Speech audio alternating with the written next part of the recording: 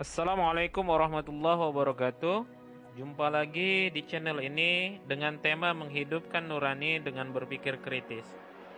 Sobat muslim dimanapun Anda berada, dalam Islam kita diperintahkan untuk memperhatikan, melihat, berpikir tentang alam ciptaan Allah Subhanahu wa taala. Insya Allah dengan berpikir kita akan menangkap makna dan hikmah di balik semua ciptaan Allah tersebut. Sehingga akan menambah keyakinan, keimanan kita kepada Allah Subhanahu wa taala. Dan kita akan menemukan jawaban dari setiap misteri penciptaan alam melalui penelitian. Berpikir adalah sebuah proses yang sadar dan sengaja yang digunakan untuk menafsirkan dan mengevaluasi informasi dan pengalaman dengan sejumlah sikap reflektif dan kemampuan yang memandu keyakinan dan tindakan. Sehingga dengan berpikir, insya Allah akan menimbulkan ide-ide untuk mencari solusi atas setiap permasalahan yang dialami oleh setiap manusia. Dasarnya adalah firman Allah Subhanahu wa taala dalam surah Al-Imran ayat 190-191. Bismillahirrahmanirrahim. Inna fi khalqis samawati wal ard wa ikhtilafil laili wan nahari laayatin liulil albab. Yang maknanya adalah sesungguhnya dalam penciptaan langit dan bumi dan silih bergantinya malam dan siang terdapat tanda-tanda bagi orang-orang yang berakal. Allazina yazkurunallaha qiyaman wa qu'udan wa 'ala junubihim wa yatafakkaruna fi khalqis samawati wal ard rabbana ma khalaqta hadza batila subhanaka faqina 'adzabannar. Yaitu orang-orang yang mengingat Allah sambil berdiri atau duduk atau dalam keadaan berbaring, dan mereka memikirkan tentang penciptaan langit dan bumi seraya berkata, Ya Tuhan kami, tiadalah Engkau menciptakan ini dengan sia-sia. Maha suci Engkau, selamatkanlah kami dari api neraka. Berpikir kritis dalam pandangan Rasulullah adalah mengumpulkan bekal amal solih sebanyak-banyaknya untuk kehidupan pasca kematian. Karena dunia adalah tempat menanam dan akhirat adalah tempat memetik hasil.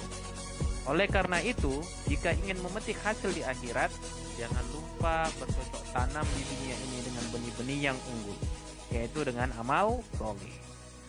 Sebagai renungan untuk kita semua, ada 7 peristiwa yang buruk yang insya Allah bisa menyadarkan kita untuk lebih menggunakan pikiran kita untuk lebih bijak dan kritis.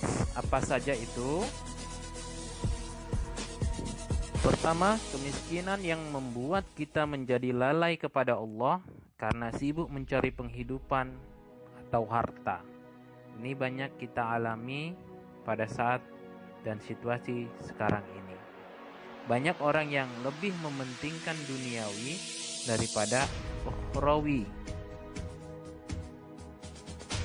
Yang kedua, kekayaan yang membuat kita menjadi sombong karena menganggap semua kekayaan itu karena hasil jerih payah serta kehebatan kita.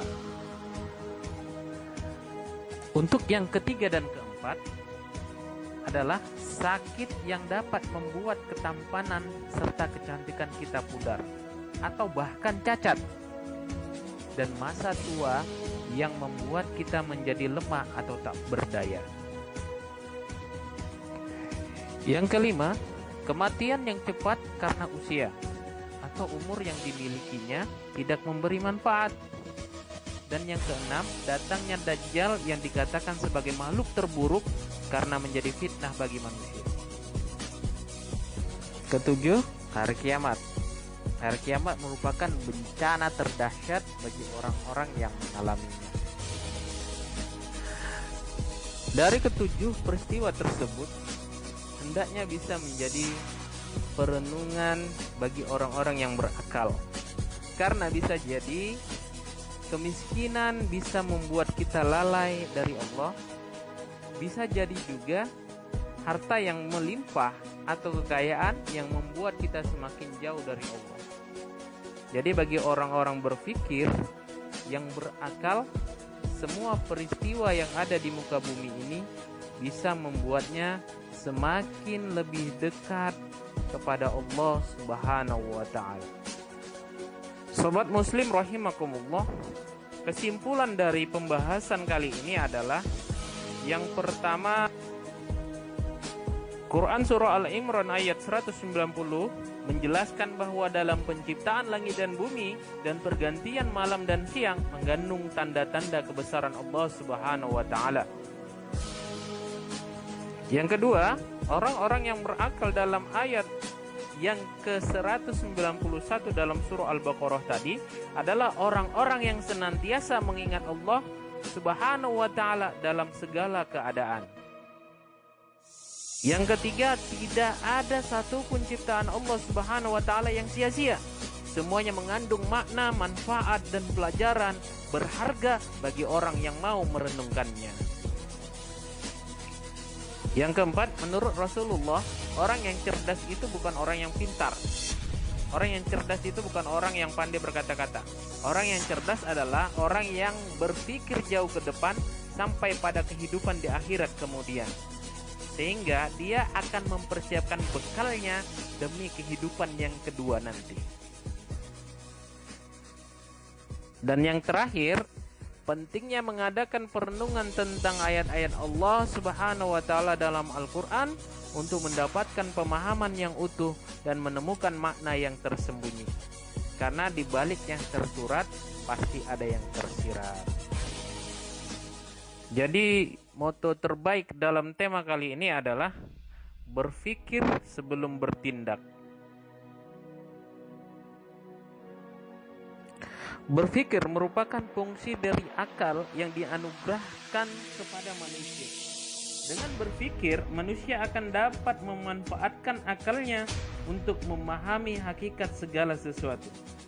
Hakikat segala sesuatu adalah kebenaran, dan kebenaran yang sejati adalah Allah Subhanahu wa ta'ala. Dengan berpikir, manusia akan mengenal Allah dan mendekatkan diri kepadanya. Maka, sobat muslim sekalian, berpikir adalah awal perjalanan ibadah yang tampaknya ibadah menjadi tidak bernilai. Dalam hadis, Rasulullah SAW pernah bersabda, orang yang cerdas ialah orang yang mampu mengintrospeksi dirinya dan suka beramal untuk kehidupan setelah mati. Sedangkan orang yang lemah ialah orang yang selalu mengikuti hawa nafsunya dan berharap kepada Allah Subhanahu wa ta'ala dengan harapan yang kosong. Hadis riwayat Tirmizi. Dalam hadis ini Rasulullah SAW menjelaskan bahwa orang yang benar-benar cerdas adalah orang yang pandangannya jauh ke depan, menembus dinding duniawi, yaitu hingga kehidupan yang abadi yang ada di balik kehidupan yang fana ini. Tentu saja hal itu sangat dipengaruhi oleh keimanan seseorang kepada adanya kehidupan yang kedua, yaitu akhirat. Orang yang tidak meyakini adanya hari pembalasan tentu tidak akan pernah berpikir untuk menyiapkan diri dengan amal apapun. Jika indikasi cerdas dalam pandangan Rasulullah adalah jauhnya orientasi dan visi ke depan, maka pandangan-pandangan yang hanya terpadas pada dunia menjadi pertanda tindakan bodoh atau jahil. Berpikir kritis akan melahirkan sifat-sifat terpuji, antara lain yang pertama senantiasa bersyukur kepada Allah Subhanahu wa ta'ala akan anugerah akal yang sehat. Yang kedua, senantiasa bersyukur kepada Allah atas anugerah alam semesta bagi manusia. Yang ketiga, akan melakukan kajian-kajian terhadap ayat-ayat Al-Quran secara lebih mendalam bersama para pakar di bidangnya masing-masing, dan menjadikan ayat-ayat Al-Quran tersebut sebagai inspirasi dalam melakukan penelitian-penelitian ilmiah untuk mengungkap misteri penciptaan alam. Yang keempat, mengoptimalkan pemanfaatan alam dengan ramah untuk kepentingan umat manusia. Kemudian yang terakhir, senantiasa berpikir jauh ke depan dan makin termotivasi untuk menjadi orang-orang yang visioner. Sobat Muslim dimanapun Anda berada, mudah-mudahan kita termasuk ke dalam golongan hamba-hamba pilihan yang bisa menggunakan akal pikiran kita untuk lebih mendekatkan diri kepada Allah Subhanahu wa taala. Mari sama-sama kita berdoa, semoga Allah mengampuni segala kesalahan kita dan memaafkan kehilapan kita dan selalu membimbing kita untuk menuju ridhonya. Amin, amin ya rabbal alamin.